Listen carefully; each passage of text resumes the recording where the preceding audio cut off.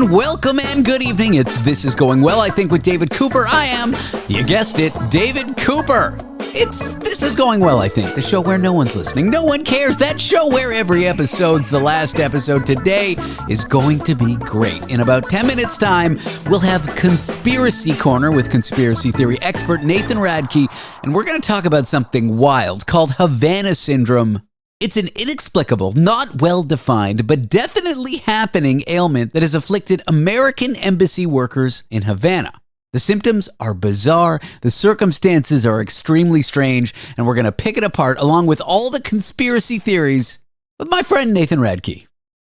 After that, it's time for Technology Time with tech expert Carmi Levy. We'll talk about passwords being exposed on the dark web and a breach with America's favorite company, Ticketmaster. America's least favorite company, Ticketmaster. After that, a medical entomologist to tell you about a kissing bug carrying a deadly parasite that's been discovered in the U.S. Ooh, you're not going to want to miss this. And maybe you're going to want to avoid kissing bugs. And yes, it will have something to do with their poop, because why wouldn't it? And finally, Tony Five is going to join us to talk about the UK and what's going on with soccer over there, and have a wider conversation about European, American, Canadian politics. You're going to love it, and it's going to be stupid. That is our show. It's going to be a great one, and I'm looking forward to jumping in. But first, this. Buckle up, because I'm about to bear all with this next news story. Literally, because nudity. Anyway, things got quite revealing in San Francisco's Castro district last week. Here's what happened. Two brave nudists were walking along, taking a stroll, letting it all hang out in the middle of the street, when suddenly they see an attacker, a pirate.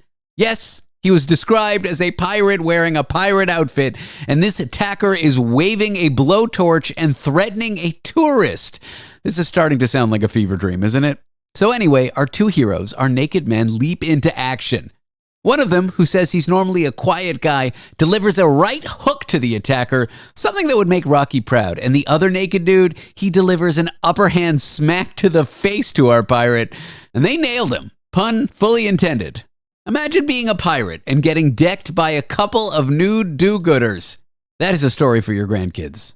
But anyway, this blowtorch-wielding attacker has quite the history of wreaking havoc in the Castro neighborhood in San Francisco, so he was known to the locals and known to the nudists. This guy has been running around, causing trouble for years, making everyone's life a little bit spicy and very hot with a blowtorch. Local business owners say they're fed up with the pirate. They've dealt with this attacker's antics. The man's thrown merchandise and threatened to burn down buildings. This guy sounds like a horrible one-man reality show where no one's entertained. Even a San Francisco city supervisor says the man needs conservatorship because he keeps committing medium violent crimes. I don't know what medium violent crimes are. Is that like saying he's violent but not trying hard enough? The same city supervisor says he wants more control over situations like this, saying the city system is just as crazy as the pirate. But let's not forget the poor tourist who was caught up in all this. They probably just wanted a selfie and instead got a front row seat to naked justice. So back to our naked heroes. They say they want to normalize nudity in the neighborhood. They say, quote, "We're regular people. We just have a relaxed idea of what we're supposed to wear." And I myself have lived in San Francisco for 10 years. I moved away only a few years ago, and seeing naked people in the streets when you first move there is totally bizarre. But I gotta say, you get used to it. They're totally nonviolent. They're friendly, but they'll leave you alone, and they do carry around towels for when they need to sit down on park benches. Honestly, not bad people. So as much as I could say this isn't, it is just another day in San Francisco where kind and compassionate locals wear their hearts and not much else on their sleeves. Fog City, keep it classy.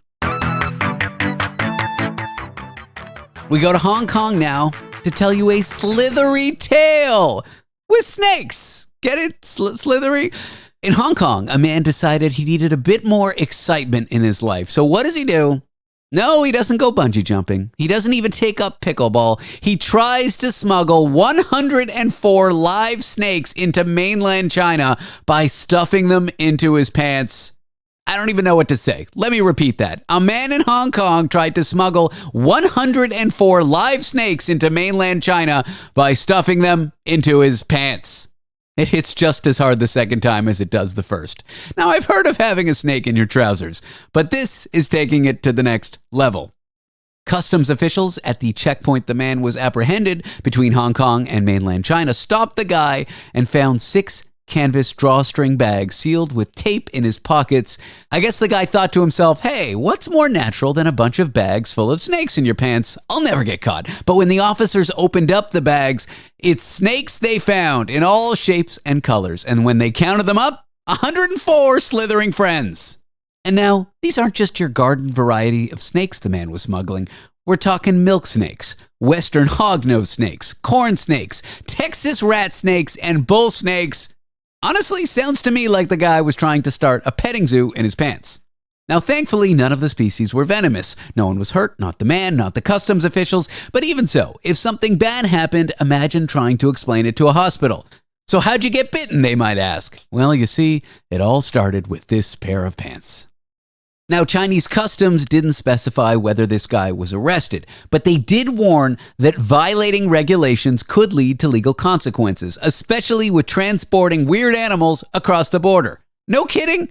You'd think people would know that, but apparently they don't, because just last month, another man was caught trying to smuggle 454 endangered turtles from Macau to mainland China.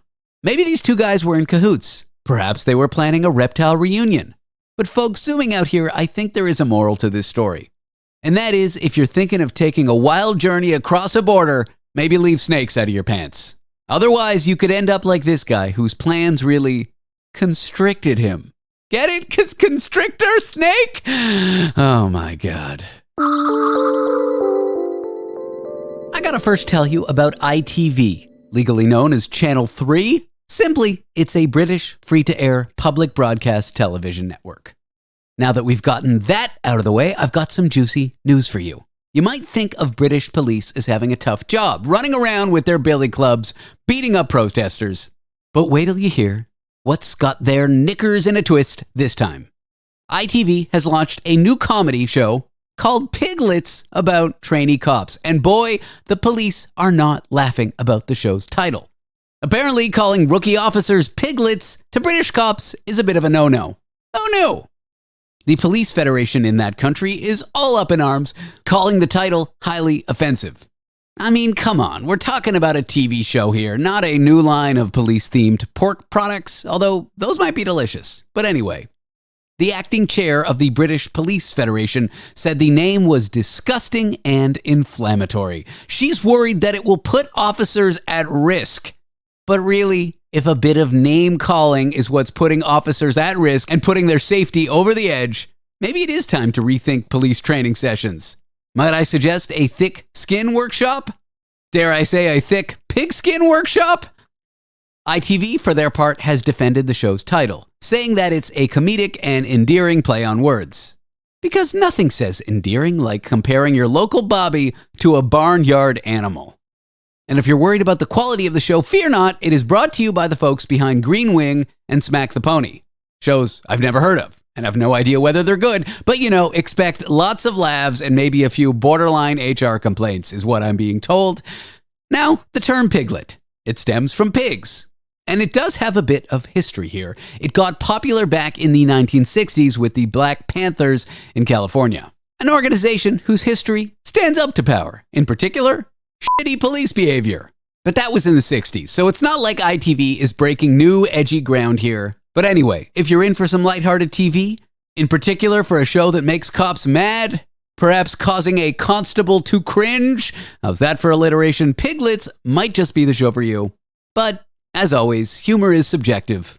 And apparently, so is the thickness of a police officer's skin. In a few moments' time, Havana syndrome, the strange ailment that's been afflicting embassy workers in Havana who are American. The circumstances bizarre, the symptoms bizarre, the how, what, and why of Havana syndrome in just a moment on Conspiracy Corner.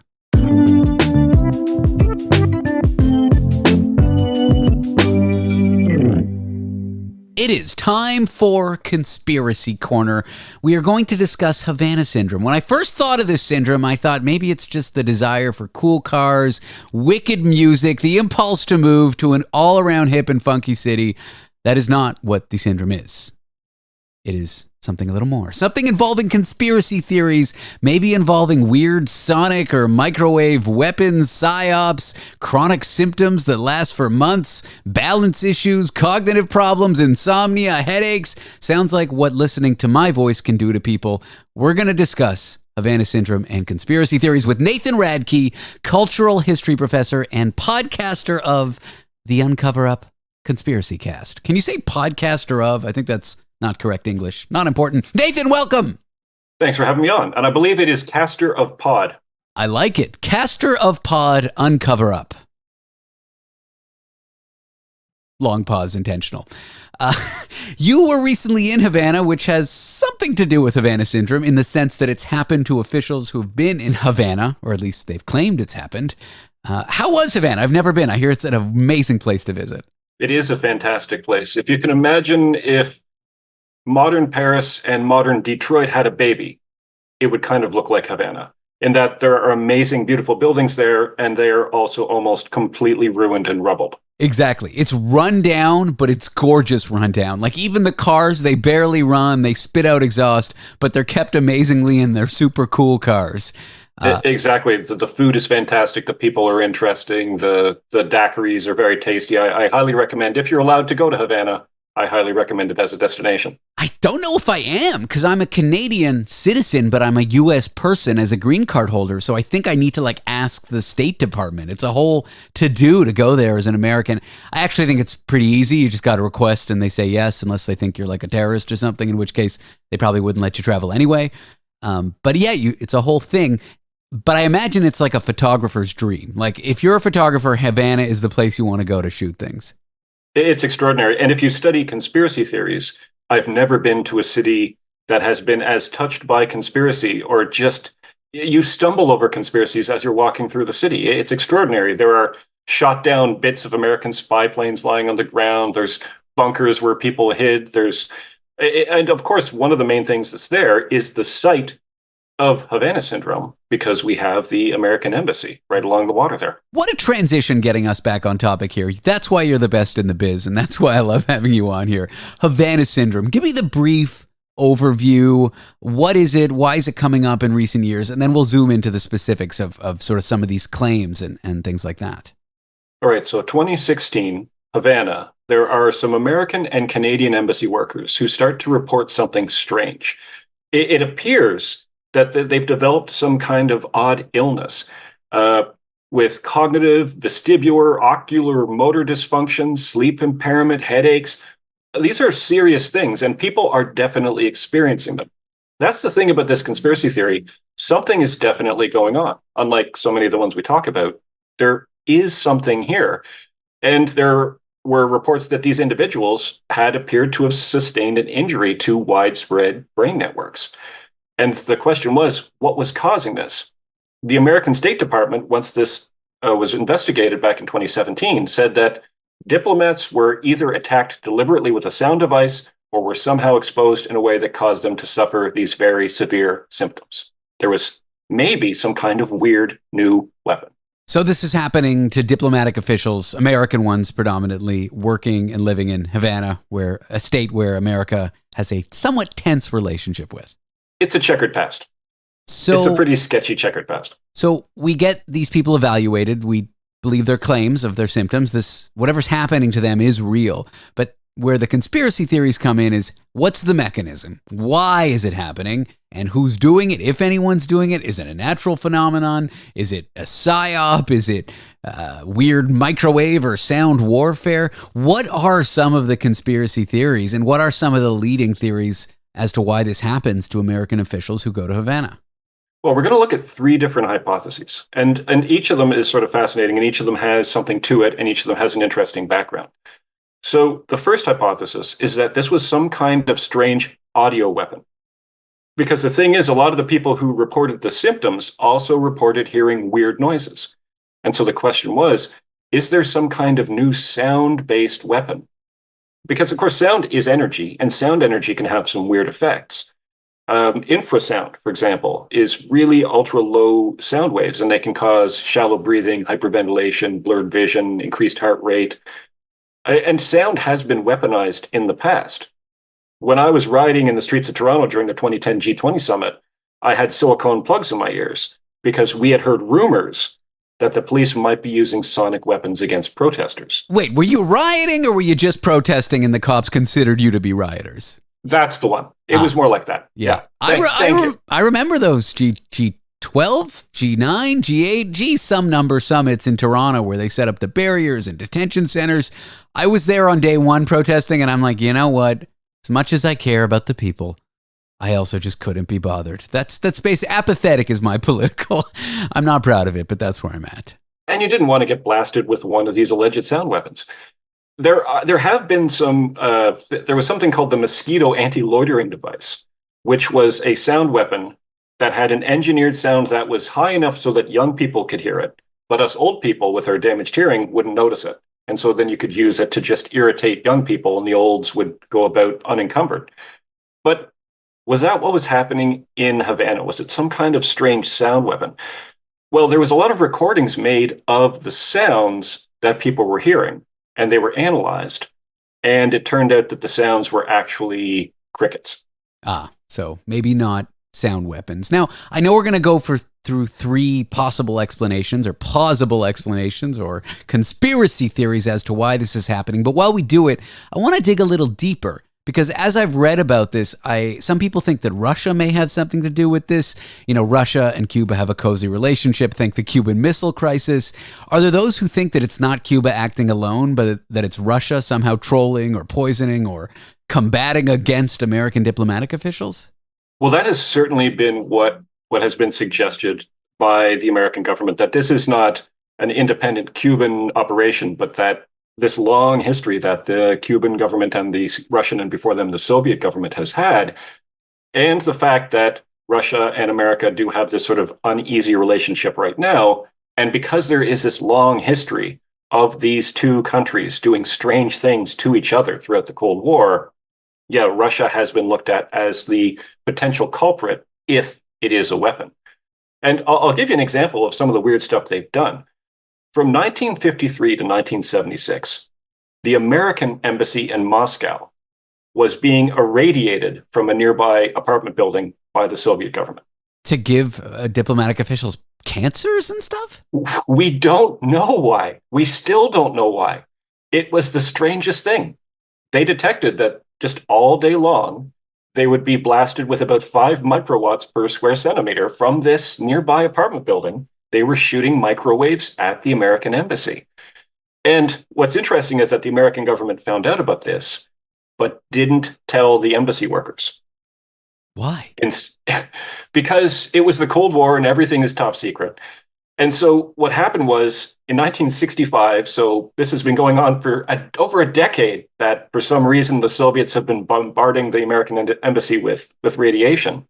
In 1965, American government doctors were sent to secretly test the blood of the embassy workers to see if there was any kind of effect. It was called the Moscow Viral Study to keep it kind of under wraps. And the workers weren't told of the reason for any of these tests. And what they found was, after doing a long-term study, that there was no statistical increase in the likelihood of mortality. They also found that embassy workers were more likely to get VD than the general population. That just might mean they like to party. That's exactly what that meant. Or they were sleeping with Russian spies who were, seducing embassy workers who they thought were spies. Which 100% would have been happening. Like, that absolutely would have been happening. I mean, I watched the show The Americans. I assume even if it's 1% true, that stuff was happening. Or 1% based in the truth. I also wonder, maybe the Americans were thinking, hey, maybe the Russians have a great new weapon here. If we speak up about it, we'll have to put lead insulation in our building. We won't be able to study it. Let's let our embassy workers be poisoned while we study and figure out what's going on so we can beat them. Like, this is the Cold War thinking, right? Exactly. That's classic Cold War thinking. Because they didn't want the Soviets to know that they knew that they were doing it. Because if the Soviets knew that they knew that they knew that they knew, I don't know why she swallowed the fly. I guess I'll die. Like, this is the logic we get to. All right. We are talking about Havana syndrome, which is a mysterious illness that occurred with embassy workers in Cuba, American embassy workers in Cuba. We're talking about conspiracy theories to do with it. And when we come back, another one from Nathan Radke.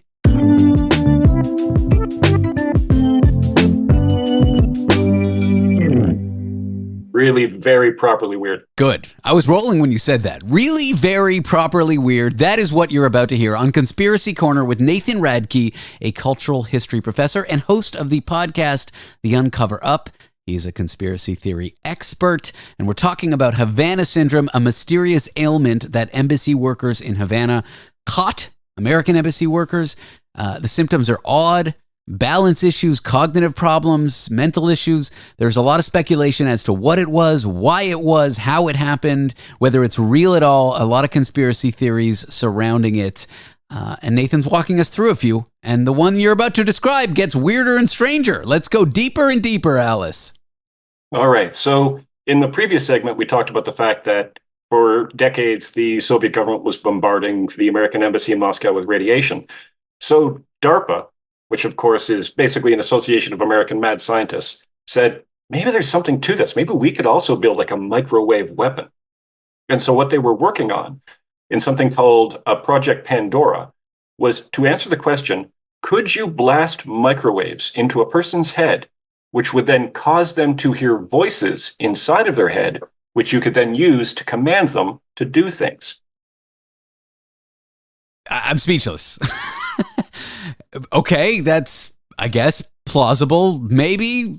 Who knows? I mean, they put a lot of work into it. It was based on something called the Frey effect, named after Dr. Alan Frey, which is that the brain and the inner ear have sort of a strange response to certain frequencies of radiation.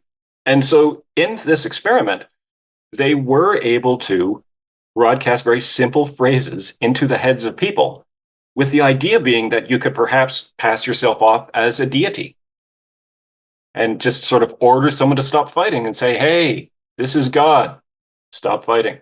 And the voice would be coming from inside their own head. Okay, so DARPA sets out to research the plausibility of this weapon. How does it come to Havana syndrome and what's happening to these embassy workers? Well, because it does show you, all of these examples show you that there has been an interest in directed energy weapons historically. But the question is, I mean, there's a big difference between there being an interest in something and it actually working and working in the field. Because actually, there's a lot of issues with the idea that this is being done by a directed energy weapon. Why is it only happening to certain high-level diplomats and not like the many other people who are working nearby? Why are the symptoms lasting so long? Why are the symptoms so different from each other? And so that's why there is another hypothesis that is in some ways the most interesting one. And that is that it's not a weapon, but it's an example of something called mass psychogenic illness.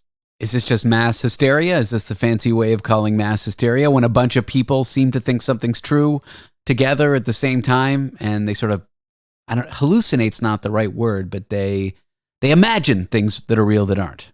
But they do experience it. That's the crucial thing about mass psychogenic illness. They're not faking it. Nobody's faking anything. People are genuinely experiencing this. It's a combination of mass panic and the nocebo effect. And we have all sorts of examples of this.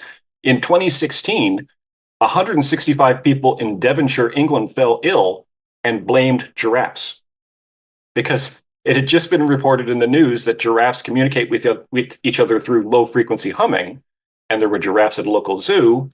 And once people heard that, they started to experience these, headaches, dizziness, fatigue, disorientation, general aches and pains, all of the same symptoms that we see in Havana syndrome.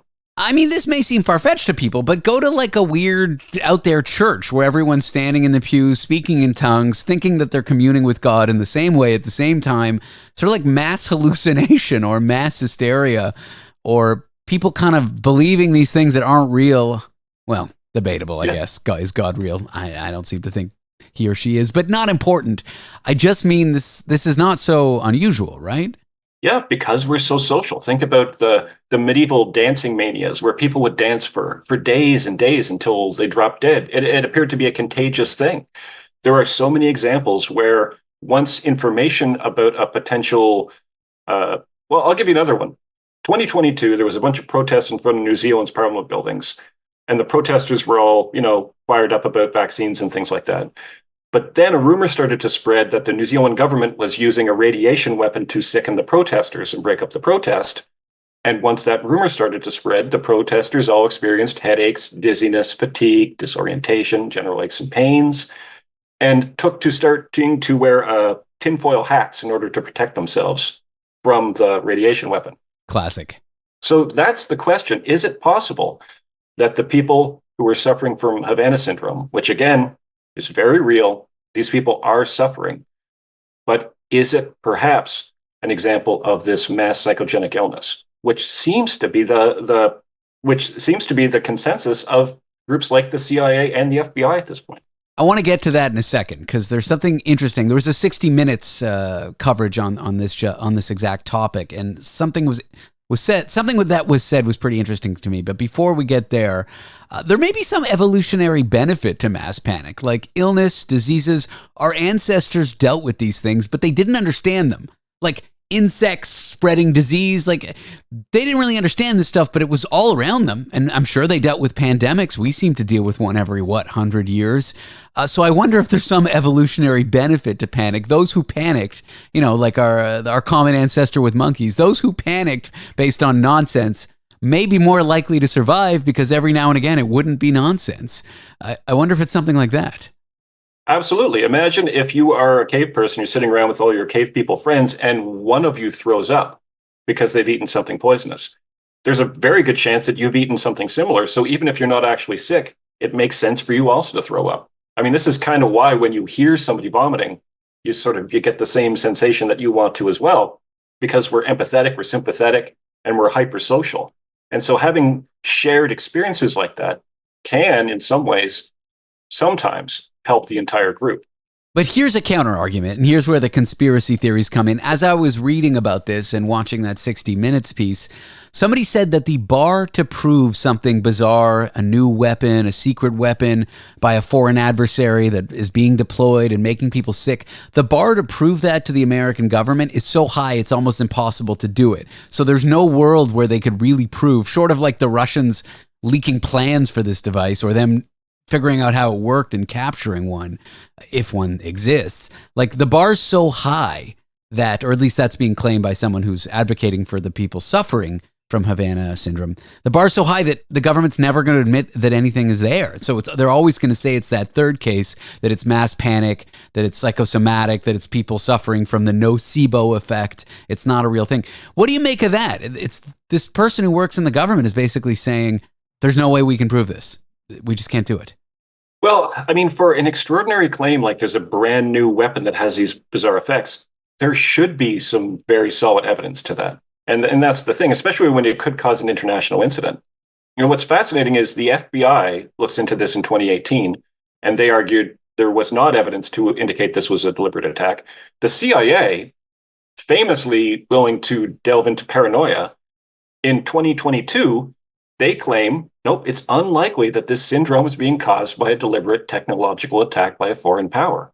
Over and over again, you see the spooks in the agencies who you would expect to jump on this idea that, there's this weird deliberate thing going on. At this point, they're saying there just doesn't seem to be good evidence for it.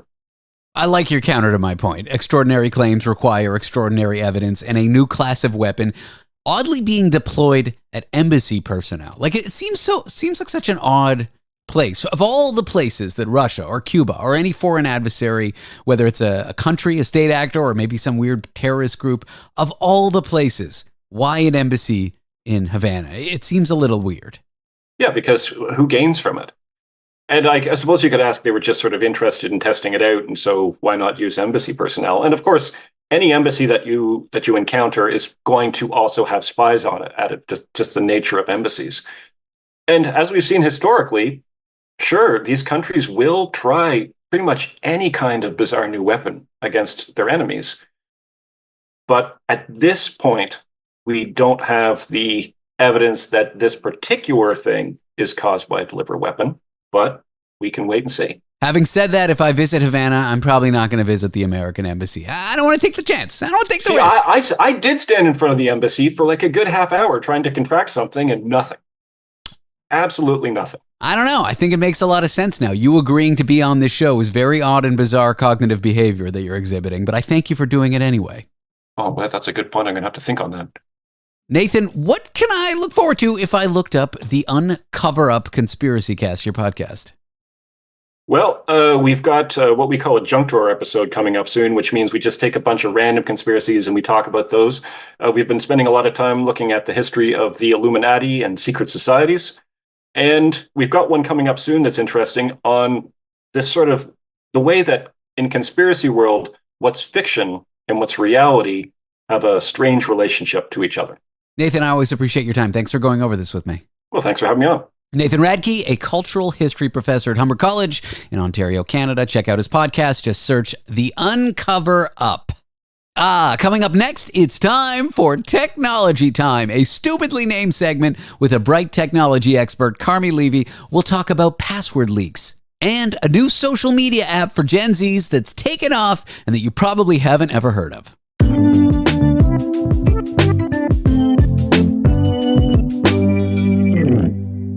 It is time for Technology Time. We are here with a technology expert named Carmi Levy. He joins us from London, Ontario. Did I get that right?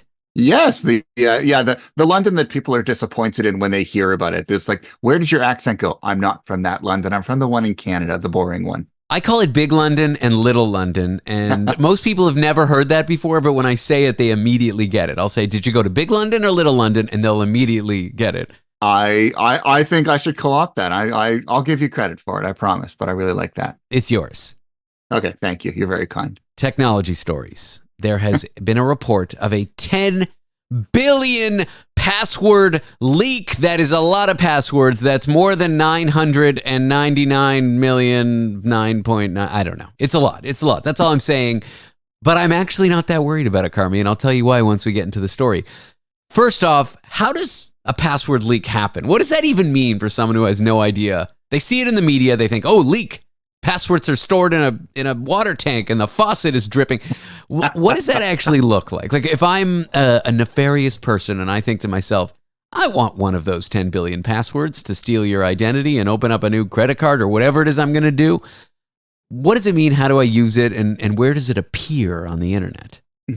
So when you sign up for anything, you give some information on yourself so that they remember you the next time you call in. So you give them your name, you choose a password, or they choose one for you. You probably provide some more identifying information, and then off you go. You move on with your day. What happens on the other end? So let's say I signed up for Gmail, then Gmail would store my name, my password, all that stuff in a file somewhere. Hopefully they would encrypt it. Who knows?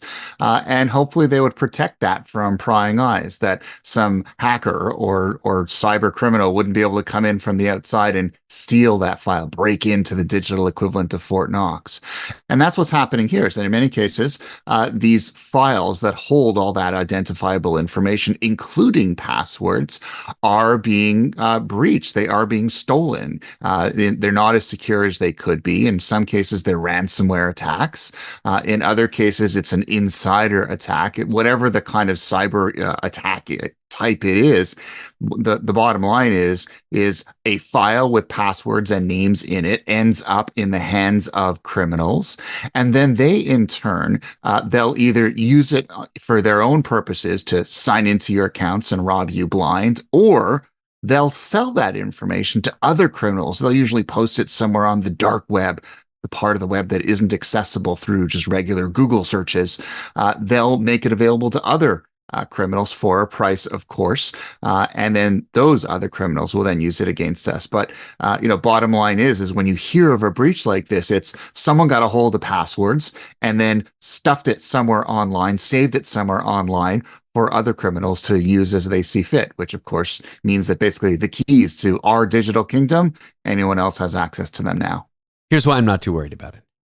Passwords are often stored in something called a cryptographic hash, Carmi. Mm-hmm. And I'm trying to think of the best way to explain this to people. But when you type in your secret decoder ring.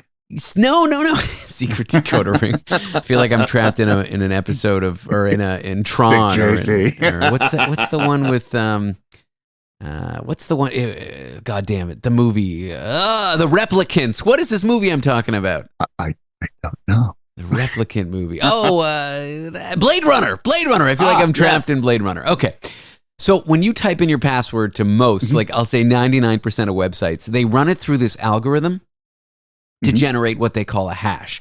And it's a one-way algorithm. So if I type in the password hello, it translates it to like a bunch of random numbers and characters and whatever. You can never go back.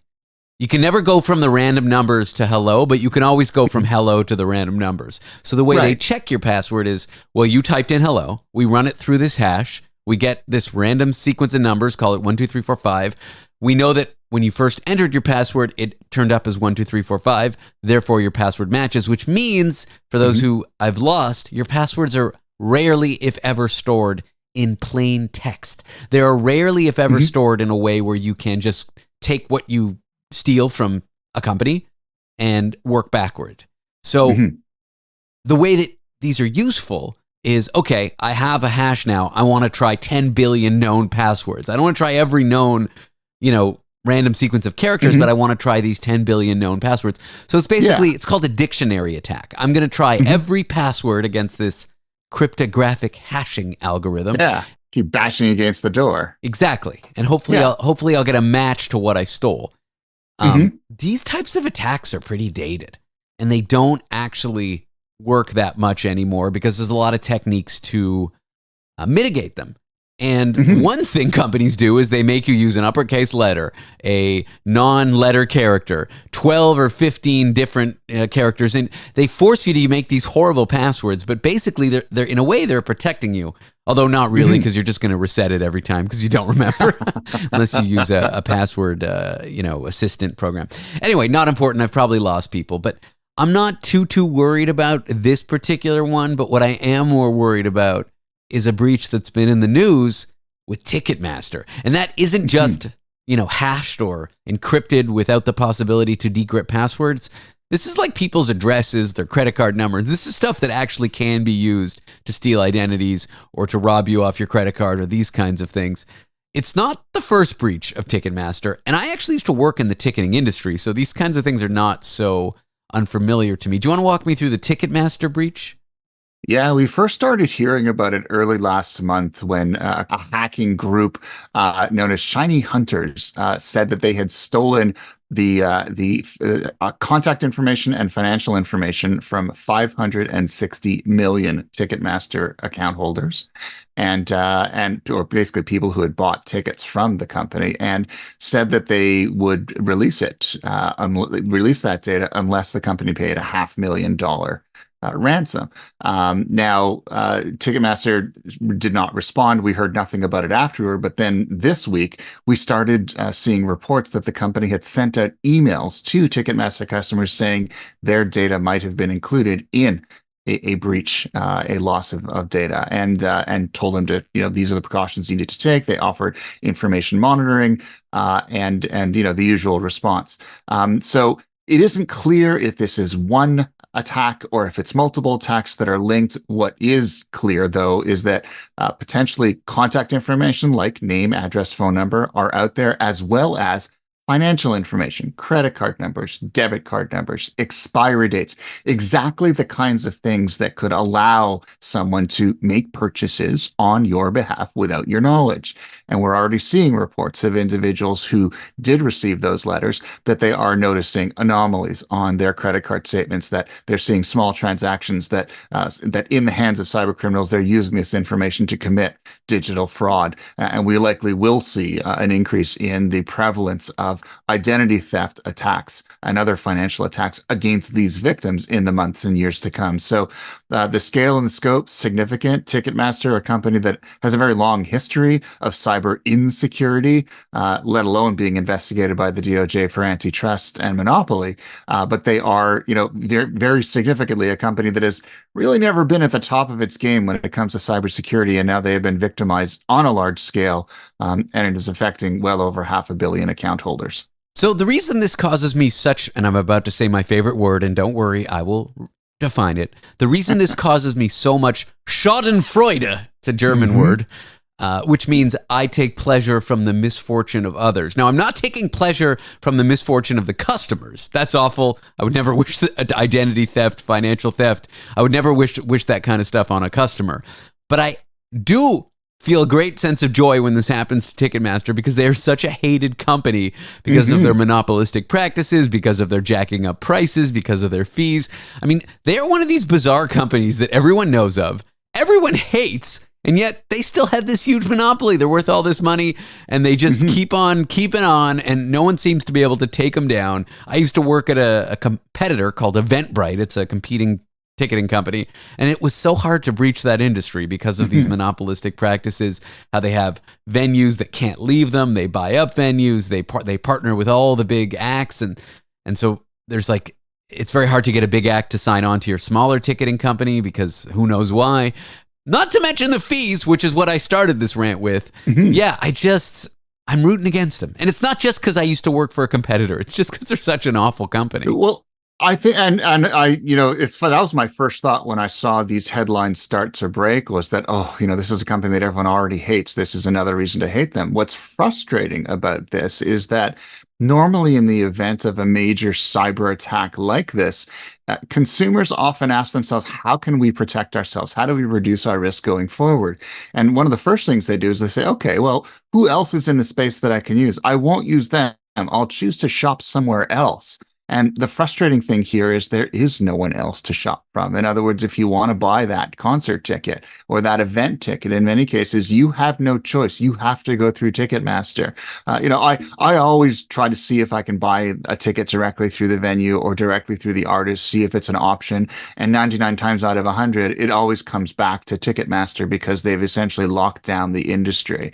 And of course, this entire conversation, that's behind why the Department of Justice is investigating the company. And I'm crossing my fingers super hard that this leads to some kind of reform that makes this a more competitive industry, might force Ticketmaster to spend more on cybersecurity, to be a little bit more responsible with the data that we entrust to them whenever we want to go see a concert. But that's not going to happen tomorrow. And in the interim, for now, if we want to buy concert tickets, we're still stuck with this company that has clearly dropped the ball on cybersecurity. And it is incredibly frustrating. And it illustrates what's wrong with this system, that consumers essentially have no power and they are being put at risk by a company that frankly doesn't care and frankly has no incentive to improve the way it does business. It doesn't have to be this way. Just look to here in New York where I am. All Broadway theaters, maybe not all of them, but most of them don't use Ticketmaster. And you can buy them on the venue's direct ticketing partner. You can buy tickets on Tix Today. There's other third parties.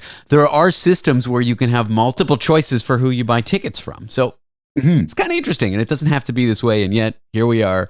Data breaches, crappy company, Ticketmaster, hooray. When we come back, we are going to talk about a new mashup of Twitter and MySpace for Gen Zs that is hit #1 on the App Store. The name of this app, No Place. Kind of a weird name. We'll be back with more of Carmi Levy in a moment.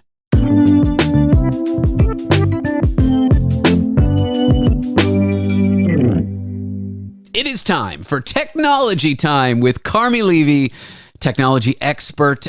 We are here to discuss a place that isn't a place at all. No Place, an app that admittedly I just heard about today, Carmi. Like, I don't know about this, and it made me feel old when I saw that it was #1 in the App Store, and then even older when I saw it was targeted towards Gen Zs and not millennials. You're Gen X, right? You're one slut older than me. I'm Gen. Yeah, I'm just that much older. Thanks for outing me, David. That's very kind. I mean, you had Kurt Cobain. We had what, like Spice Girls? You know, I feel like you had a better. At least some of our music is going to become classic. Will Spice Girls be classic? I don't know. They did pretty well at the London Olympics. Who knows? You know what? I don't know why I'm hating on the Spice Girls. They're great. We had NSYNC. Okay, we had mistakes. That's all. No Place. You'd think Twitter and MySpace would be passé, but if you repackage it, you juggle it around and target it towards Gen Zs, then it's going to be a success. That's at least what's happening with this app, No Place. Can you tell me about it? I've never heard of this. Yeah, so it is kind of like a mashup of Twitter and MySpace. Basically, their sort of message is bring the social back to social media. If you look at what Twitter and MySpace and Facebook and all of them were really out about in the beginning, was about you building your community, connecting with people that you knew. It was a very kumbaya-like world. Where it was very social, and it's veered away from that in recent years. That if you look at most social media platforms, the the content that you see in your feed, very little of it is actually of folks you follow. Now it's algorithmically driven. It's suggested by the software, and it's really been monetized to the end of time. My Instagram feed, I'll see one post from someone I'm following, and then a bunch of ads, and then a bunch of sponsored posts, and then a bunch of AI suggested for you posts, and then I kind of wonder, who am I following anymore, because it certainly doesn't feel like it did years ago. And that's what No Place is supposed to be. It targets smaller people. It allows you to connect with people, friends or others who share an interest. So you can build your profile, customize it even down to the color, so you can share your relationship status, share who you're listening to, what you're watching, what you're reading, what you're doing. And it's very kind of unique and different. It's you. And normally I would look at that and go, who really cares? It sounds like social media the way it used to be. What's different here is who is behind it. A woman, the CEO of the company, her name is Tiffany Zhang. And that probably doesn't ring a bell, but she's a pretty big tech founder. She was behind Musical.ly, which was a company which also didn't generate a lot of attention at the time, but then it was bought by a company called TikTok, and it became the TikTok that we know today. So she has almost like a supernaturally good way or effective way of identifying opportunity and figuring out what young people want. That seems to be her thing. TikTok targets young people as well as it does largely because of the early influence of Tiffany Zhang, and now she's at it again. So this is it's topping the App Store list, the most popular downloads, and we know, based on our conversations last year about the launch of Threads, really doesn't matter long term if you're leading the download lists, because popularity in downloads today doesn't really mean sustained dominance over the long haul, but it's certainly an interesting start, and it certainly means that No Place is something we're going to be watching over the next little while to see if they can sustain that popularity, and if all of those people who are downloading it now because they're looking for a refuge from Twitter, looking for a refuge from the hellscape that social media has become, it'll be interesting to see if they continue to use it, if they continue to build their networks there, and if they start shifting their time on platform, time on app, over to No Place at the expense of everything else that they might be using right now. These big companies need to be careful. I remember if you know the website Reddit, it's like a social media website for posting links. It's often joked as the front page of the internet. It is. It's the modern version of Usenet. And there was an app called Dig that everyone was on, and then they just screwed up one day. I forget what happened. They got some bad press, and Reddit appeared out of nowhere, and everyone on Dig made joking posts, "I'm moving to Reddit." And 6 months later, Reddit was the new champion. This happened from MySpace to Facebook. This happened from Instagram to TikTok, although Instagram is still successful, but TikTok grabbed a lot of that. These giants need to be careful, because sometimes, out of nowhere, a competitor appears and there's a mass migration, mass flight. I don't know that No Place is that particular app, but it could happen, you know? The way to take down Google is to make a better Google, and it could happen quickly. Exactly. And not to lose focus on the end user. And I know that in the world of social media, ultimately it becomes about turning those networks of people who signed up for your service into sustainable, monetized revenue. For example, looking at Facebook, you turn the app, you dilute the end user experience. You make it so driven by software that you forget why people come there in the first place and what appeals to just a regular average user. And so you have to maintain that balance, because if you turn the screws on the algorithms to the point that you make your app no longer usable, then you may win the battle. You might make more revenue this quarter, but you will lose the war. And long term, you will lose your network. That is something that Elon Musk is wrestling with right now, as X's numbers continue their fall. Their user numbers, their engagement, their time on app, all of those figures are trending in the wrong direction, precisely because of that, because the software now leads, and in many cases you have bots talking to bots, which isn't exactly what they promised us when this app first launched. Absolutely. And you see now Meta, or Facebook's Threads competitor to Twitter, now sort of rising. It's not doing amazing, but it's doing surprisingly well. That's not what I want to talk about. The last story I want to cover here deals with Nintendo. Nintendo's made an announcement that they are not going to use generative AI to design the levels in their games, to design their games. You won't be playing a game and just fighting against generative AI. That's what the company's president has said. I actually don't see generative AI in video games as such a bad thing. Maybe right now, maybe well, it's still not good and it hallucinates and it's sort of in V1, if you will, although it's actually in V25. But once it gets into a really good state, I feel like a video game could be amazing with generative AI, just like I think television could be amazing eventually. But for now, they're saying they're not doing this. Do you want to tell me more about this one? Sure. So it's the president. His name is Shuntaro Furukawa, and he was speaking with investors recently, and they're having just a Q&A session, which is very common around earnings time. And he said, like, generative AI, has been used in the creative industry and certainly has a purpose. For example, when you're playing a game and you're fighting against robotic characters, incorporating generative AI into that part of the programming means that those characters can be smarter. The game can be harder to play, can be more engaging, less predictable. And so he says there are certain use cases where it makes sense, but generally speaking, if you're going to use artificial intelligence to sort of create large chunks of a game, the concern there is that you lose the legacy, and he referred to decades of know-how in creating gaming experiences.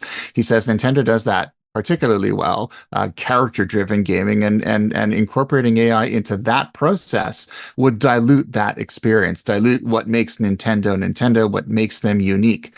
And so he's not saying that they never will use AI, and I think it's somewhat naive for any company to say, we will never incorporate this technology into our game creation process. I'm willing to bet if you polled all of their software developers, a number of them are already using AI tools off to the side and are incorporating that into their workflow. And I think that's inevitable. What he is saying, however, is that humans will continue to dominate that process, and he does not want to lose that as part of what makes Nintendo unique. He's responding to the fact that Microsoft has been making investments in this. Ubisoft and Nvidia are building non-player characters using artificial intelligence to create diversity in the games. And all of this may work out, but again, Nintendo's always been a somewhat smaller player that operates to the plays to or marches to the beat of its own drum. And so I think in this case, he's essentially just saying we're going to stand out. As we always have. We've never followed the industry. And if everyone else is using AI for their core development processes, we're going to hold off on that for a while, and we're still going to do what we've done for the past 100+ years. You talk about Nintendo being Nintendo. I once watched a long documentary about some of their core games, in particular Zelda, and they don't launch these games until they're good. They launch them when they're great, and the graphics may not be the best, the games may not be the most complicated. If you stack up sort of the technology behind a Nintendo software, they don't always have the greatest graphic chips in their actual consoles. But one thing that separates Nintendo, I think, is they wait for their games to be amazing to play, and then they launch them. And Zelda's a classic example. It seems like every Zelda title they've ever launched has been a #1 game, and it's not because it looks the best, it's not because the game mechanics are the best, it's because these games are a delight to play, and that's a core of Nintendo's philosophy for their games. And I think that core has served them well, and if they think AI is not ready for them to deliver on that, I'm with them. Yeah, and I think it's refreshing. I've always found Nintendo's overall culture relative to the rest of the gaming industry to be refreshing. That everyone says yin, they say yang. Everyone goes right, they go left. And I think the world needs that, even though they aren't the dominant player. Their influence on the industry is critical. You need that sort of smaller, scrappier, more creative player that doesn't have the deep pockets of its competitors, has to be a little bit more innovative in terms of how it uses resources and how it brings products to market. Look no further than the Wii, for example. I mean, that platform was woefully underpowered compared to its competing platforms or consoles of the day, but it was wildly more innovative than any of them, and it was incredibly successful and deservedly successful because of it. Their history is littered with examples of that, where they've outflanked better resourced, larger, richer competitors by simply being creative and letting the experience, letting the game experience, the quality of the game essentially drive them. And I think that's laudable. And I think in the age of AI, it's important for companies like Nintendo to draw that line in the sand. And it's really good to see that happening here. I look forward to seeing where they go next. There will always be room in our house for at least one Nintendo console somewhere. Carmi Levy is a technology expert. You can find out more about him at IamCarmiLevy.com. No, it's Carmi Levy at Twitter. Carmilevy. Carmi, thanks for doing this. Appreciate your time. Thanks so much, David. Great being with you.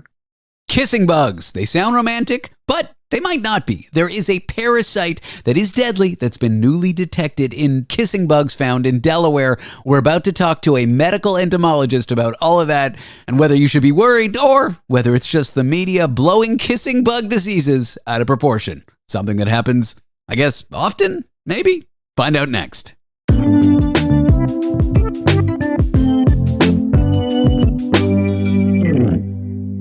Kissing bugs. They sound romantic, but they might not be because kissing bugs carrying a deadly parasite have been discovered in the U.S. in Delaware for the first time. I'm going to discuss this with an assistant professor, a medical entomologist who works at University of Delaware. Her name is Dr. Jennifer Peterson. Jenny, thanks for talking to me today. You're welcome. Thanks for having me. So kissing bugs, they sound cute. They sound romantic. I think I've been bitten by one before. They are not cute. They are not romantic. Tell me about them for those who have no idea what these are. Yeah, so kissing bugs are just in the same category as mosquitoes or ticks. They're what we in the biz call obligate blood-feeding arthropods. So they are insects that they have to feed on blood to survive. That's all they eat. And so they are usually in the United States. They're in kind of more wild areas, forests, etc. But as we continue to deforest the landscape, they still need to eat, and so they sometimes come near people's homes and will take what we call a blood meal from humans. But they generally just bite wild animals. But if they do bite humans, they could potentially spread what you're calling this deadly parasite. It's called Trypanosoma cruzi. I'm laughing because I feel like the media is always like deadly parasite. They don't care about the facts. They just want to spin it. I did my best to try to keep this from getting sensationalized. And I did this really careful story on it with my university press.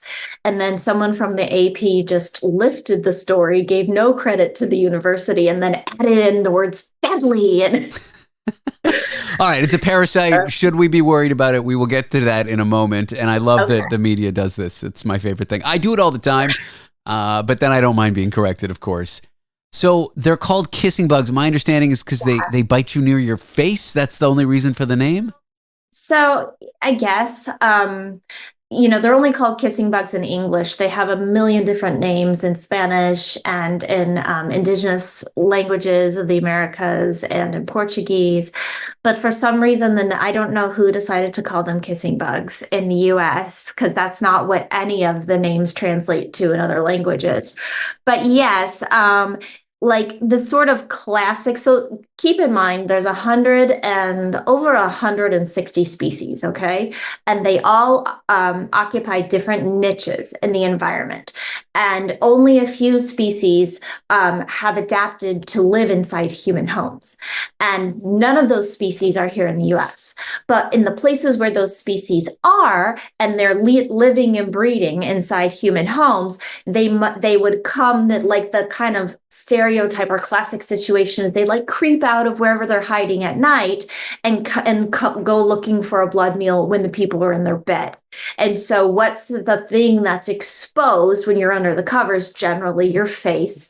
And so they would come, and we don't know. There's a few ways that they could infect you. One is they come and actually bite you on your face, and I guess that's the kissing bug thing. But more likely is that they would bite you, and then you would spread the parasite from itching. You would spread it to rubbing your eye, or, when you sleep, especially kids, they suck their thumb or something. And then you get this ocular inflammation that is like a telltale sign of Chagas disease. And so I think that's sort of the roundabout reason why they're called kissing bugs. So basically, it's just a fun name that caught on and really based in nothing. But one thing I should mention is that one thing that's really different about kissing bugs as compared to like mosquitoes or ticks is they spread the parasite through their poop, not through their bite. Lovely. And it's disgusting, but it's actually one reason why we don't need to worry, because they have to poop on you and you have to rub it in to get infected. And so if they bite you, it's fine. It's not a big deal. Why is this alarming that it's in Delaware for the first time, or is it not? It's okay. So first of all, it's not in Delaware for the first time. These bugs have been here long before we have. They've evolved. They're native. They're not coming from immigrants or anything. There's no story there. Sorry. It's just I am only the second person who ever tested them for the parasite in Delaware. So the thing that's the first time is finding the bug infected with the parasite. And that's only the first time because I'm only the second person who ever looked.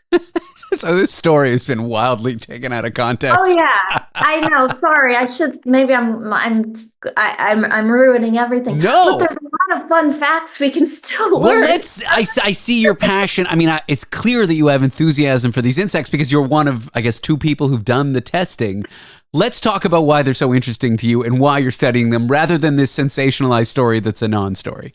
But also, it is a story. It's not a non-story. It's just not the story that people are telling. The story that I think is interesting from a public health perspective is that they are in Delaware. And I don't know if you got a chance to read the article or the paper, but the thing is the way this whole thing started was that somebody in Delaware found the bug under their pillow in their home.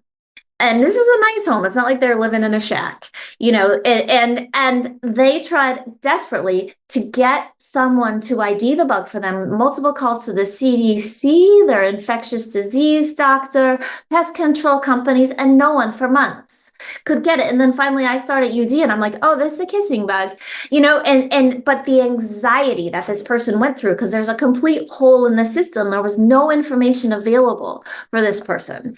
And the bugs are coming into people's homes occasionally, and there needs to be public awareness and just simple advice on what do you do. Don't squish it, first of all, because it's the parasites in the poop. You don't want the poop to spray out on you. Simple things. And so that's really what the story is, in my opinion, is that they are in people's homes. We don't need to freak out, but we do need to be educated. And people can email you photos of the bugs. You've got an email address, jkp@udel.edu. Got it. I feel like you're bridging the gap here that the CDC should be doing when it comes to kissing bugs. Yeah, I know. They should hire me. But the thing about these bugs too in the U.S. and the other thing that I think is interesting, sort of from a sociocultural perspective, is that it's a classic. There's two sort of classic scenarios that happen here. One is it's a Latin American problem. Oh, it's not our problem. That's a thing that happens there, and there's a real superiority thing going on. The second thing is that if you don't look, you won't find it. And so everyone says, oh, it's not here because nobody's looking. And so all of the Chagas disease cases that have been transmitted in the US, all but, I don't know, maybe 5 or 6 of them have been found in places in the 6 states that have active surveillance. Isn't that interesting? Yeah. So it reminds me of this horrible mismanagement of COVID. If you're not testing, then there is no COVID. Exactly.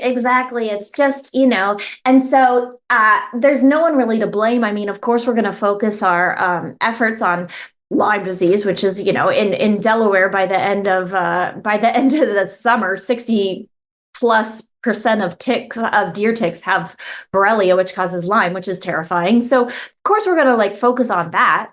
But, this is here too, and I'm just here to spread the word. Okay, so what are some of the symptoms if you actually do contract this disease? Oh, if you got it? First of all, I guess you'd start with flu-like symptoms, and then, that would kind of go away after a couple weeks, and then nothing, because the parasite hides inside your cells. So your immune system, as long as you're not immunocompromised, your immune system is able to keep the infection down to a pretty manageable level. But over time, the parasite reproduces inside your cells, and then when there's enough, it explodes your cells, and then it goes and finds other cells. So that causes this inflammation because that's irritating to your cells, right? And so the issue is that the tissues that really likes to live in are our organ tissues, especially our heart. And so after this repeated inflammation and cell destruction over time, a small percentage, they say like 10 to 30% of people infected gets like a cardiomyopathy or some sort of a heart failure. Wow. I have sympathetic hypochondria. When anyone describes symptoms, I immediately have those symptoms. So now I'm starting to worry. I didn't know that was a thing. That makes sense. I mean, I just made it up now. Last question. Why the fascination in kissing bugs? Like, this is clearly an area that you're doing a lot of research in. Where do I begin? How do you answer this question in 15 seconds or less? So I was first really attracted to Chagas disease because it's a silent disease. It's called a silent disease because it's chronic, and also because it historically infects underprivileged populations that don't have resources to treat it. And so it's just it's this disease. It's one of these neglected tropical diseases that is, they say it sort of perpetuates this cycle of poverty. And so I was really compelled by that aspect of it. But I'm an ecologist. And so I then, started studying the vectors. We call the bugs that spread pathogens, we call them disease vectors. And so I flew down to Colombia, the country, not the university, and started working on them in a lab down there. And I just spent so many hours one-on-one with them. I mean, we spoke, we wrote poems, we played music. I mean, it was like me in the insectary going insane with the bugs. And it was I just started to really be fascinated by their complexity. If you look at them under a microscope, like they're just as complex as we are. We assume like because it's small, it's not complex, but that's just our bias. And based on our size, and like they have hairs, they have joints, they have everything. They're just so interesting. And they're also just different from mosquitoes. They're so much cooler. They can eat. I watched a bug once eat 30 times its own weight in blood. That's like me eating an entire horse. I also watched one eat so much blood that it popped. Like they're just so weird. They're gluttons just like us. Yeah, oh, they are. Excess. They'd be great Americans. Well, look, maybe the sensationalized press isn't a bad thing. I know it's misinformation, and I know that's bad, but it's giving attention to the disease, and it's giving you an opportunity to educate people. And people like you are actually asking to speak with me. I think the only thing that bugs me is that I'm quoted in all these articles, and none of them ever contacted me. They just lifted the quotes from the original article in University of Delaware's little online media or newspaper, whatever. And also, they didn't give credit to the journalist who wrote the article, and they lifted a lot of her words. That's the part that bugs me. But anyway, it's not that big a deal. Yeah, I guess they say no, there's no such thing as bad press or whatever. Jenny, this has been a delight. Thanks for talking to me. Thank you so much. It's super fun. Dr. Jennifer Peterson is an assistant professor at the Department of Entomology and Wildlife Ecology and a medical entomologist at the University of Delaware. In just a few minutes' time, our foreign correspondent from London, England, Tony Five, is going to join us. And we'll talk about England being in the final football game thingy I know nothing about, but he probably knows something, or maybe he doesn't. Doesn't matter. England's doing well in soccer. And they've got a new PM, which stands for, let me check my notes here, Prime Minister. I'm sure Tony will have lots on that coming up next on This Is Going Well, I think.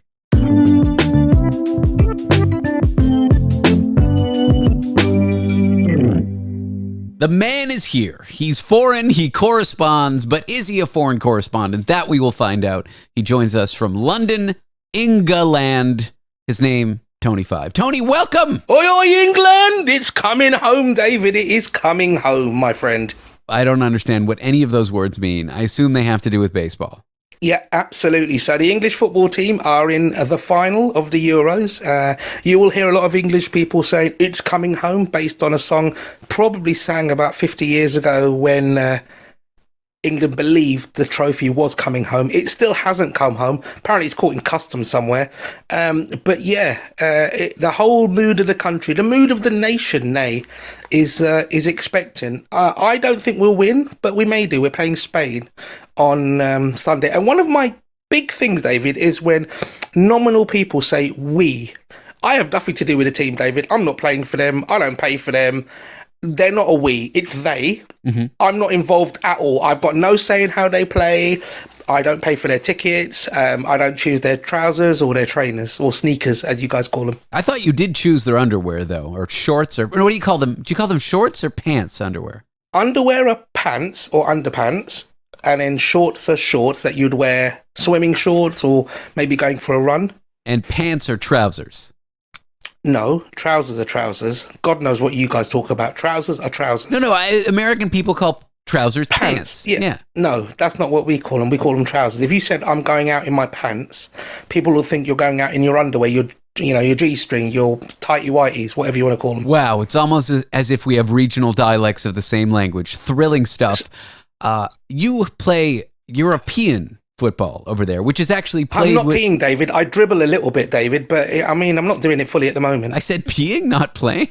Is that what I said? You're peeing European? Oh, European. Oh, there you go. There you go. Oh, and the joke takes its time to cross the Atlantic, David. Well played. There's a delay. Yeah, absolutely. How are you? How was it back home? You went to the motherland, didn't you? I did. I visit Canada, which is the past participle of visited, I think. I didn't study English in university. Yeah, I visited. It was very lovely. My family and I stayed at a hotel north of Toronto, about 3 hours on a lake. There was a lot of screaming children. It was a real family vacation spot. And my girlfriend was saying this last night. There's a difference between a trip and a vacation. And I usually take trips. Right. What's the difference then? Which is like visiting a city, hustle and bustle, seeing shows, like really an experience where you're going somewhere to experience that somewhere and do the things of that somewhere. It may not actually be relaxing. If you're from somewhere smaller than London, England, and you go to London, England, that's a trip. And, that's a more stressful city than, I don't know. 100%. Lincoln, Nebraska. Travel. Yeah, I agree. I've got friends who are visiting from the States and they're staying in a very expensive townhouse in Chelsea, but they're going out every day and they're on the tube and it's stressful. There's Wimbledon going on and they've got a queue. So for me, it sounds really stressful. That doesn't sound like a vacation. It's not. And they've got 2 little children. Yep, it's a trip. A vacation is when you go on a cruise and you sit and you relax. Or you go to a beach where it's just like a resort devoid of culture. You're just sitting on a chair, drinking your Corona with the lime. And it could be anywhere. It could be any beach. It could be any boat. The scenery is a part of it, I guess. But that's not really why you're going. You're going to relax and do nothing. Maybe get a massage. Maybe sit in a chair. Maybe sit by a pool. Could be anywhere. It's could be nowhere. That's a vacation. It's relaxing, ostensibly. I believe a vacation is a cultureless trip. What do you think? Yeah, sure. It is, right? So it's just sitting and doing nothing. I mean, I guess you could take a cruise in the Mediterranean and then, yes, you're relaxing on the Lido deck. I don't know what the Lido deck is, but I think that's the thing in a boat. It's a Lido deck in England, but yeah, carry on. Oh, you call it a Lido deck? Yeah. Wow. Crazy, right? Here we are with these regional dialects. But you might be in the Mediterranean. You see Spain, you see Italy, you see all these places. But really, you're there to relax on the boat. Who cares where you are? It's just a port. Yeah. You might get off and have a meal. And you're not interested in speaking to them or even having their food. You want to go and have a burger at the buffet, right? You couldn't care less about Greek kebabs or anything like that, or Spanish tapas. Exactly. You want to, or chorizo. You couldn't care less. You want a hot dog and fries. I mean, maybe you get off one day and have the tapas, but you're not really there for that. You're there to relax. That's a vacation. It could be anywhere. A trip is very specific. I'm going to experience Paris. I'm going to experience Tokyo. That's Correct. A trip, I've only been on one vacation in my life then.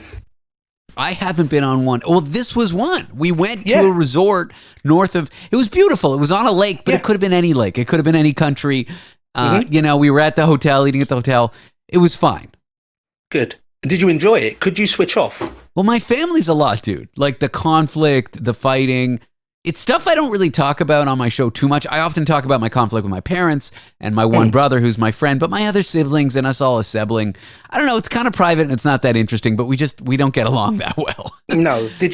Was there drama in this trip, or was it a kind of a passive trip? Was it a nice There trip? was drama, but just the regular boring sibling infighting, you know. My older brother and his kids, you know, wrangling the kids, and then the parents, you know, getting upset about the kids or not getting upset about the kids. Like those sorts, like little family things that are just annoying and a lot and everyone deals with. I know it's different for everybody, but it's not fun radio stuff. So that went on, but it was nice to assemble. As much as I don't always get along with my siblings, it was nice to assemble. I can't remember the last time the four of us were spending time together like that. Maybe a dinner here and there. But, you know, that's like during a Jewish holiday. To me, it sounds really beautiful, like, you know, everyone all together, even like the bickering and stuff like that. It does, because I haven't got it, so it does sound kind of nice. I can't imagine you as an Uncle David, the little ankle biters. Are they running around after you? Are they saying, oh my God, look at it, I want to be a radio DJ like you? It's not a DJ, it's a host, you jerk, you asshole, you you But, I don't really know my niece and nephew that well, to be honest, yeah. Do you know their names? Yeah, I know their names. Okay, cool. No, that's enough. But I don't see my eldest brother too much. There was a feud you said, maybe 12 years ago, and we don't talk so much, but we're getting along better now. We say hello, and he'll be like, that's your good. Uncle David. And his daughter's like, I don't care. I mean, she's 4 or 5 or 6. Who knows how old she is? But how interesting is some old dude, you know, who you see once every 2 years? She couldn't be bothered. And why should she be bothered? I believe we don't use the word feud often enough. It's a good word. I would love to have a feud with someone, right? Feud. Yeah, feud. Feudal. You know, I want to be in a feudal situation and I want to be in a feud with someone. And the more times you say feud, the less it makes sense, doesn't it? It's weird. It's one of those. Do you ever get that? I was talking about this with your favorite nemesis on the show, Dan Riskin, who's so smart. Oh my God, Riskin. He's so smart. I'm going to talk to Dan Riskin later on. Oh my God, everybody loves Dan Riskin. Whatever. Carry on. Wow, I just thought I was talking. Your voice was so perfect in your impression of me. But we were talking about this and he doesn't get this. And that's sometimes I'm staring at a word. It could be any word, like election or reference or I don't even know. Could be the word gram. My word was magazine. I looked at it and it started freaking me out. Yes. Magazine. So you get this too. You stare at a word that you know and that you've written, you know it's right, you said it 1,000 times, could be a basic word, and you just stare at it, and for the life of you, you think, how is it spelled like this? What does this word mean? How does it even sound? What is the definition of this word? It just freaks you out. And have you ever gotten that? Constantly, like I said, the word magazine sometimes and pseudonym, that used to knock me for 6, even though that is a complicated word to use, pseudonym. But magazine, I remember looking at it once and it just throwing me, and I don't know whether I was overtired. There's probably a phrase for it, like, you know, like deja vu has got a reasoning behind deja vu. There's probably a reasoning for why words do appear strange to people and it sort of freaks you out. I'd love to know why people do that and what the reason is, or is it just like a brain fart, a brain blip type thing? It's called WCARD, word-centric acute reverse deja vu. I mean, I just made that up, but it sounded smart, right? Absolutely fantastic. I came down with a bout of word-centric acute reverse deja vu. WCARD. But you know what? I'm a WCARD advocate, and I'd like to start a little petition, a GoFundMe, for all those out there suffering from that, David. So I know something that horrifies you from this lovely country that I live in, the United States, is the election. And the antics of not just the former president, who's horrific, but the current president who doesn't know if he's president. He's geriatric. He's geriatric. I do like that a lot of people are not backing down with their calls for Biden to step down. I mean, George Clooney's got in it. George Clooney's got in it, right? He's just coming on board today, saying, saying that, you know, he should step down. You must have to explain this to me, right? It's a 2-horse race. You've got one horse who's gonna jump into the crowds and basically kill everybody, that sort of horse, and you've got the other horse who doesn't know he's a horse and might just lay down on the floor. Yeah, when the gate opens for the horses to take off in the race, he just stays there. He just stays there, doesn't know he's a horse. Starts looking for grass. I mean, he comes off. Yes. Now, surely the person who's got that horse thinks, well, let's change the horse. But yet, why don't they? I don't get it. He's obviously something wrong with him. It seems like the Democratic Party is backing down and they're going to start supporting him. But a lot of celebrities are still saying he needs to step down. Jon Stewart is one who's a great political commentator. I would like to see him president. Side note. He's cool. Jimmy Kimmel, the host of the late night TV show, is away for summer vacation, so he's getting all these celebrities to fill in. And I saw on my newsfeed the other day, Catherine Hahn, she's an actor, is filling in for Jimmy Kimmel. And it says, Catherine Hahn says that Biden needs to step down. And I just thought that was so funny. I'm like, yeah, he's going to listen to Catherine Hahn. I mean, I like her. She's a good actress. But that's not exactly what I wanted to cover, though, because when we come back, Trump is threatening to jail people left, right, and center. And the person that he threatened to jail most recently just shocked me. And it's going to shock you, listener, when you hear this. We're here with Tony Five discussing all that.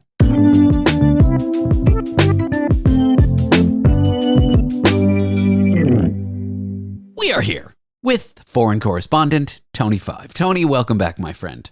David, let's play Guess Who. I have no idea who Trump's going to jail, but I've got a couple of suggestions that I believe it could be. Ooh, I like this. I was about to talk about a recent news story where Trump has threatened to jail someone very famous, someone very rich, and someone who I think is very important, although he may be a cyborg. Maybe I just gave it away. But Tony's going to try to guess who this is, or I'm going to try to guess. O.J. Simpson. No. Bill Cosby. No, not O.J. Simpson or Bill Cosby. Whiny Halfstein. Whiny Halfstein? Yeah, that's his mate. What do you think? Harvey Weinstein. I know. What are you going to guess? Jeffrey Epstein next? Like, what's going on with you? Yes, Jeffrey Epstein. These people are all already in jail, dead, or very old. Okay, right. I don't know. Don, tell me. Mark Zuckerberg. No way. The guy who invented Coke? No, the guy who invented Facebook. Oh. Facebook has taken to trying their best to get disinformation off their platform. This is information posted by Russian bots, by foreign adversaries. It's fake news to try to influence American electors to vote for Trump, saying that outrageous things are happening that aren't real. They then share it. Their friends then share it. It then gets peddled as truth. And it's a wonderfully cheap way to try to influence a foreign election. Whether domestically, like it could be Republican actors trying to get people to vote for them, saying Democrats are doing things that aren't real, or it could be foreign people who want to put Trump in office. Putin. So Mark Zuckerberg and Facebook are trying. They're not doing a great job, but they are trying to get this stuff off the platform. Trump knows this stuff typically helps him. Yeah. And so he's saying to Mark Zuckerberg, do the right thing, which is don't get disinformation off Facebook. And unless you don't do anything and let this disinformation happen, you are an election fraudster. You are a treasonist, and I'm going to throw you in jail. Isn't that wild? Like, he's just threatening billionaires now. I feel like that is not a good plan for a president to threat billionaires. I can imagine Mark Zuckerberg is not too worried about him doing that. I always wonder, with people that are sort of billionaires and more money than small islands, could he not just go, well, I couldn't care less, and just be outrageous to him, or even run for president himself, right? I wouldn't vote for Zuckerberg. Jesus, that guy would ruin the country. Really? Even worse than Trump?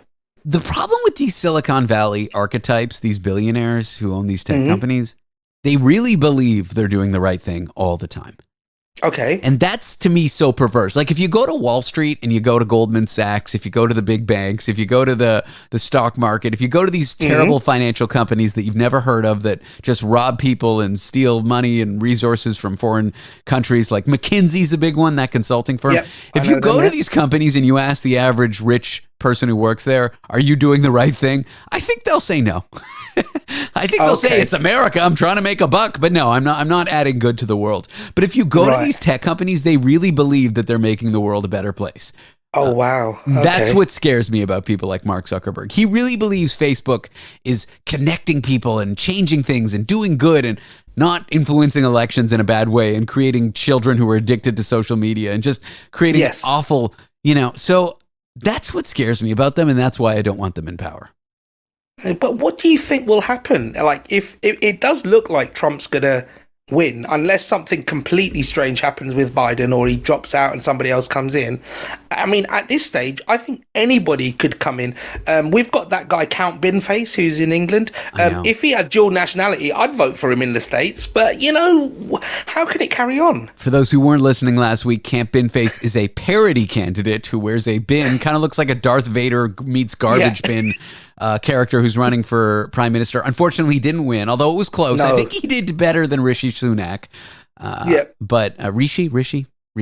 He was in the same constituency, and people did actually vote for him. I mean, like probably in the hundreds, maybe not the thousands, but in the hundreds, people did vote for him. He had a campaign video and everything. He had a manifesto. It was fantastic. I mean, he was really good. Bless him. I'm looking at his 2024 race. Rishi Sunak did get 23,000 votes in his district or riding or whatever you call it. Yep. Count Binface got 308 votes, which is about rounds up to 1% of the vote. Rishi Sunak only got 47%. So Rishi Sunak only did about 47 times as good as Binface, which it's not a lot. It's not that much considering the guy's a Binface and he claims to be from another planet. Considering the guy is a man sprayed in silver with a trash can on his head. But here's where we were. You were saying, do you think Trump's going to win, or kind of dancing around that? Here's my take. Go. I think the election and I think the news and I think what can happen in the U.S. is too volatile to call. I think there could be some outrage that further spins things in Trump's direction. I think there could be some outrage that further spins things in Biden's direction. Biden could drop out. You know, I think it's really too soon to tell, but it is looking good for Trump right now, and that is scary. Dude, how much does this guy have to do for people not to want to vote for him? He is an awful person. He's been convicted of certain crimes. He has no thought or process for any women. He's got no respect for anybody or anything. Yet he's still in the running. Like, how does it work out there? It doesn't work well. But I'll be honest, it can happen anywhere.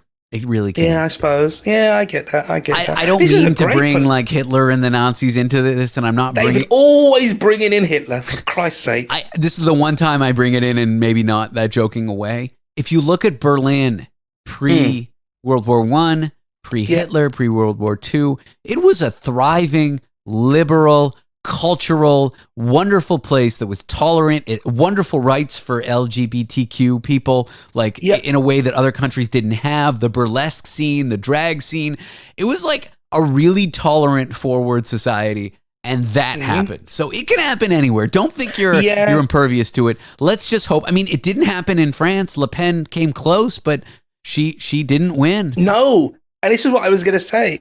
There was a feeling that there was going to be a march of the far right. And then obviously we had Labour come in the UK, and that's generally considered liberalish, more left of the centre ground. Centre-left kind of, yeah.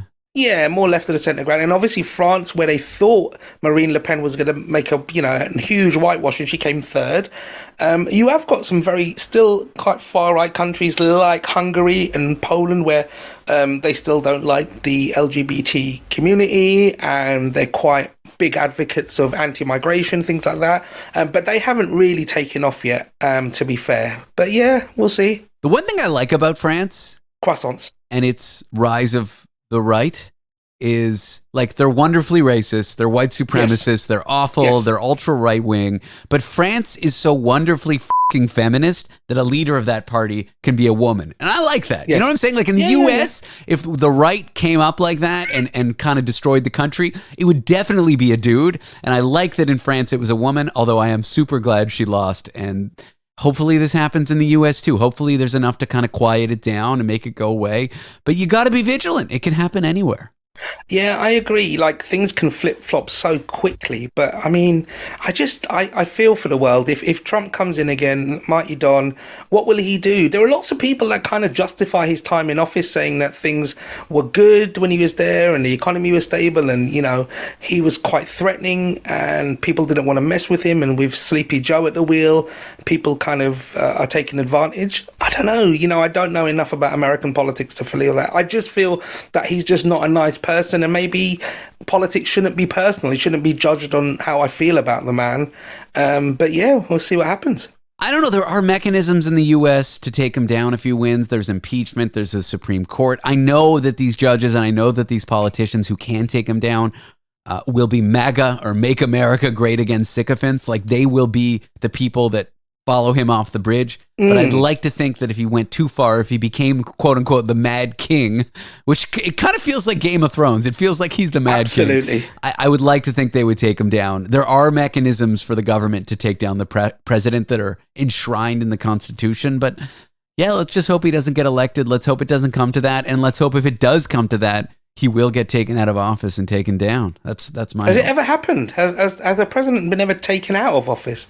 No, presidents. So people think impeachment means removal from office, and this Correct. That's what I thought it did. So yeah. impeachment or something is- to do with a peach. Impeachment is the act of law to remove an official, and then it has to Right. be tried in the Senate. So it's almost like impeachment is like being indicted, or impeachment is like being arrested. Impeachment is Right. being charged with the crime. The House of Representatives, the legislature, takes care of that. They vote. It's a simple vote, no majority or anything. Sorry, simple majority, not no majority. It needs to pass, but then it passes. But then it needs to be tried in the Senate, and that's 2/3 of the Senate. So it is hard. There have been presidents that have been impeached. Trump, I think, twice. Is it? Yeah, and Bill Clinton, wasn't he impeached for his behaviors? But when it got tried, the Senate acquitted both times. So it could happen. I hope it doesn't happen. In the sense that I hope Trump doesn't get elected. And if he does elected, I hope all these crazy things he's saying he doesn't do, which is what happened the first time. But this time it's looking like once he gets in office, he will do these things. So it's scary, but I'm hoping it hasn't happened yet. And I'm hoping for the best. That's all you can do, right? It happened in France. We hope for the best. We got the best. Let's hope he gets voted down here. But it's funny, I mean, saying that, I know we might not have a lot of time left, but since Sir Keir Starmer's coming, the mood of the country has changed. Obviously, jokes aside, we've got Wimbledon at the moment, and then the Euro finals on Sunday. So you can feel the way the news is being presented, the media, even though there's been a horrific murder recently, that's front page news at the moment. A guy has killed his wife and 2 children with a crossbow. And I know, right? And it was really bad. He was caught after 24 hours, a huge manhunt. And these sort of things just don't happen in the UK. Like these sort of killings. There might be sort of daily occurrences in the States, but they just don't happen in the UK. Firearms offences are just not here because firearms are illegal. And a crossbow is considered a firearm. I'm sure. Yeah, it's a deadly weapon, clearly. But is the sentiment, is the feeling in Britain one of hope now that you've gotten rid of this awful government? Yes, I think after 14 years, I don't think it could have gone much worse, but I think people got to the stage where it's just, it was a foregone conclusion that they were going to come out, and it would be easy for the incoming government to come in and just blame the previous government for all the rubbish they've inherited, right? But they haven't. They've been actually quite forward going and forward thinking, like, this is what we need to do. Yes, it will take time, but it's not a blame game. And the guy who's the prime minister now, he's got a bit of integrity. Yeah, he's just sort of like a nothing prime minister. He's just like a bland milquetoast, white bread, no problem prime minister, which is what you need right now. Tony, we're out of time. Thank you for being here. Thanks for chatting with me today. David, it's been fantastic and quite informative, I believe. Sure. Maybe. That's our show. Thank you for listening. And this is Going Well, I think, is the name of the show. See you tomorrow.